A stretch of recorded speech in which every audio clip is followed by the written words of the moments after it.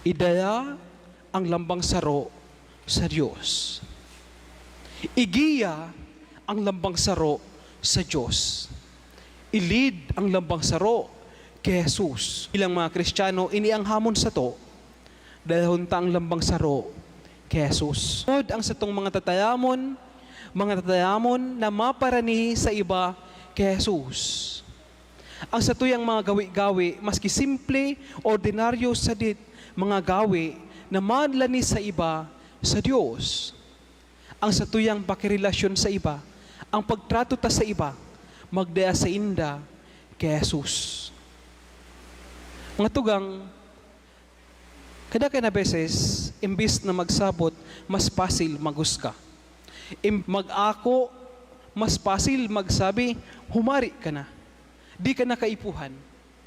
Gabos kita nasa saya. Gabos kita daya ning circumstansya.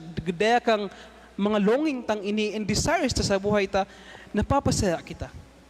Imbis na itulak ta pa sunasaya, pahayayo kay Jesus. Hingwahon tang mas maparani kay Jesus. Imbis na itulak pahayayo, kabigon, ibahan, giyahan, papunta kay Jesus. Sa tuyang mga aki, lugod sa pag-relate ta sa inda, sa pag-handle ta sa inda, ang sa tuyang mga tataramon, ang sa tong mga gibo, magdara sa inda sa Diyos. Sa tuyang mga katrabaho, sa tuyang mga lugar, kung sa ano man kita permi, lugod kita maging mga instrumento tanganing ang iba makarani kay Jesus.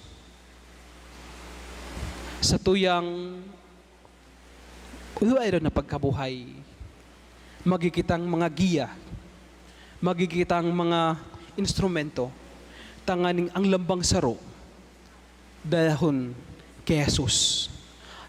Ta sa ilalom, ning gabos na yamaw uta, ang pinakalonging ning sa tuyang puso, dahing iba, kundi ang mahal na Diyos. Ta makakasimbag sana ning gabos tang longing, kang gabos tang desire, kang pinakahalalom na kamawutan ning sa tuyang puso, ang makakasimbag sana ang mahal na Diyos. Lugod sa simple, sadit na mga bagay, dahil hunta ang lambang saro sa Diyos.